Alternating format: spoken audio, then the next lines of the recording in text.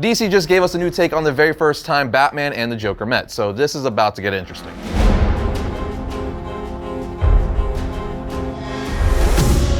What's up, my comic comrades? Issue 2 of Batman the Brave and the Bold just dropped, and it gives us the story of Batman and the Joker's first encounter with one another. Now, if you're a diehard Batman fan like me, you're probably saying, wait, didn't Ed Brubaker's Batman the Man Who Laughs one-shot from 2005 already do that? And yes, you would be correct. But now DC and writer Tom King are giving us a new story revealing exactly how Batman and Joker's first encounter went down. And I gotta say, it's quite good and shockingly gory, like really gory. In any case, before we look at DC's new retelling of how Batman and Joker first met, let's talk about the original first encounter as given to us by Ed Brubaker in Batman the Man Who Laughs. Then we'll get into Batman the Brave and the Bold issue 2 from there. Alright, in Batman the Man Who Laughs, Ed Brubaker basically expanded upon the original 1940 Joker story in Batman 1 by Bill Finger and Bob Kane, rounding it out and giving us a fully fleshed out version of the first encounter between the Dark Knight and the Clown Prince of Crime. Anyway, the story starts off with Captain James Gordon because remember, this is very early on in Batman and Gordon's career. Gordon and his officers stumble upon a building that is filled of disfigured, Jokerized corpses, like really nasty, disgusting looking corpses. Batman then arrives telling Gordon, some of these people have been dead for nearly a month. I think whoever did this is practicing on them, which isn't disturbing in the least. We then see a news reporter who is reporting on the reopening of Arkham Asylum after being shut down when its creator went crazy, unaliving everyone in the asylum with an axe. But as she continues to report, her face turns pale, hair turns green, and she develops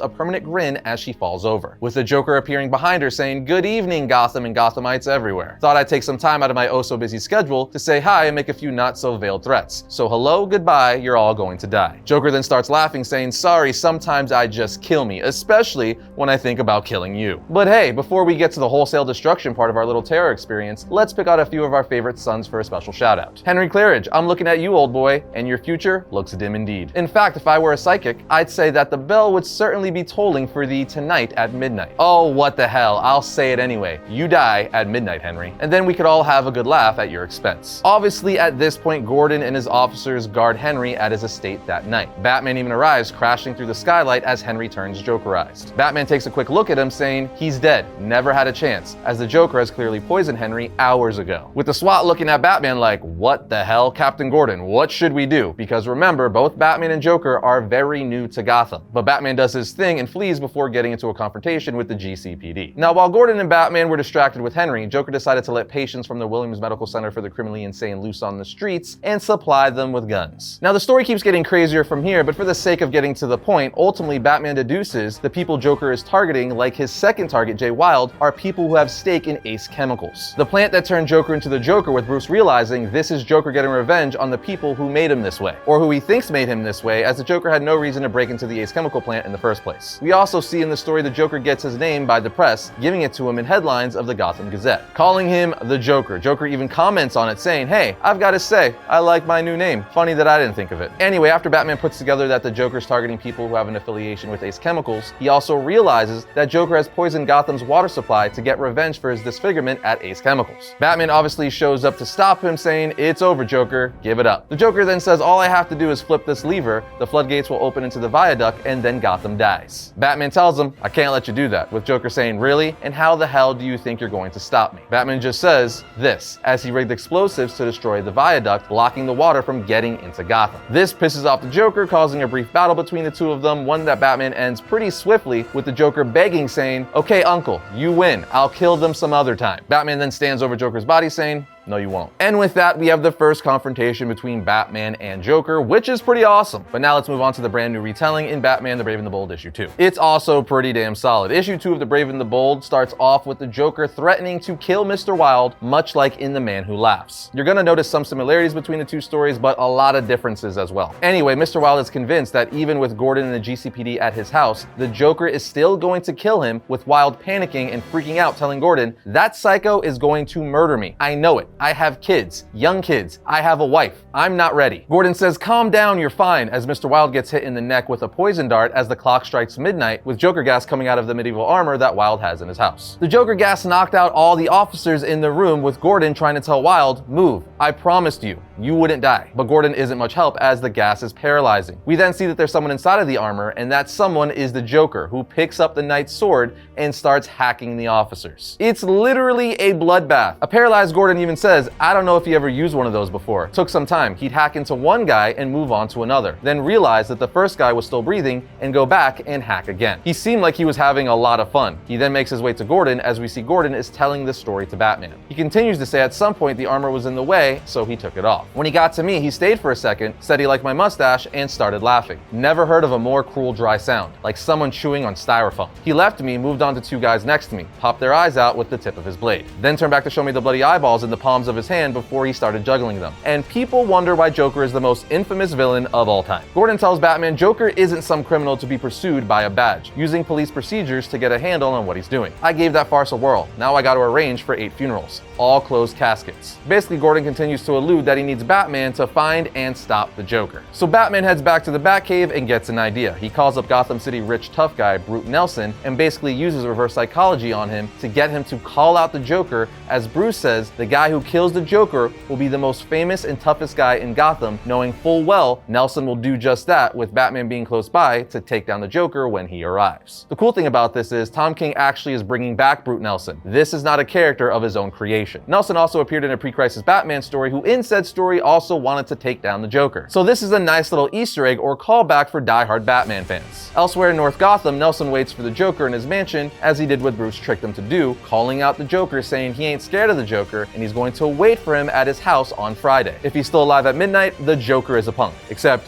he didn't say punk. The Clown Prince of Crime ultimately shows up, with good old Nelson getting scared and shooting him in a panic as the Joker charges towards him with a kitchen knife. But the Joker doesn't fall, taking all the shots to center mass, tackling Nelson and stabbing him right through the hand. At this point, Batman intervenes, picking up Joker by the collar, saying, Joker, as we begin here, I want you to know 2 things. First, I know you. You are not special because you paint your face. You're a criminal, superstitious, and cowardly. I am not scared of you, as he throws Joker down on his face. Batman then walks toward him, continuing to say, Second, I am Batman. I am vengeance. I do not coddle criminals. I punish them. You should be very scared of me. You're wounded, dying. Lie down and I'll take you to the hospital. Fight and I'll take your kneecaps out of your legs. Your choice. But the Joker, being crazy, just jumps out of the 3rd-story window, with Batman following suit. The Joker then somehow was able to get up and steal a car from a nearby driver. Batman then uses his grappling gun to latch onto the car, dragging Batman behind it, at which point the Joker starts swerving to mess up Batman. Joker is able to swerve in such a way that he hits Batman violently with the car. The Clown Prince of Crime then gets out, walking over to Batman, who's lying on the floor, but Batman just looks up saying, I'm not scared. You're just a pathetic freak. As Joker starts kicking Batman, Batman replies, You're pathetic. Pathetic. With Joker ultimately kicking Batman off the bridge. And that's where issue 2 leaves us. I don't know what you think, but I thought that was epic. I love Batman's dialogue. The line where he says, you're a criminal, superstitious, and cowardly. I am not scared of you. So good. Or, I am Batman. I am vengeance. That little bit. Love it. I just really wish it was the I am vengeance, I am the knight, I am the Batman phrase, which B-Taz and Kevin Conroy made famous, as this clearly plays off of that, but still awesome nonetheless. Also, Tom King's take has a lot of differences, but similarities to Brubaker's story. The most notable ones would be the fact that in both stories, Joker is saying he's going to kill certain people at midnight. And one of the people he's out to unalive in Tom King's version is one of the same men he offed in Brubaker's take. The crazy thing is, the confrontation in Tom King's take isn't done yet, as issue 2 ends with a cliffhanger. One that leads us right into issue 3, but we definitely want to talk about it as soon as that issue drops. Either way, if you were wondering what happened the first time Batman encountered the Joker, now you know the 2 takes on their first meeting. Although, like I just said, I'm very curious to see where things go with Tom King's run, because this confrontation with the Clown Prince of Crime and the Dark Knight isn't over yet, but man, has it been brutal thus far. It's crazy how gory and sadistic Tom King is showing us the Joker is out the gate, because remember, everything Joker is doing is his first impression for Batman, Gordon, and Gotham, really setting the tone for everything Joker will do going forward. With that said, what do you guys think of these first meetings with arguably the most popular rivalry in comic books? Let us know down in the comments. Otherwise, we'll see you next time when I talk about all things comics.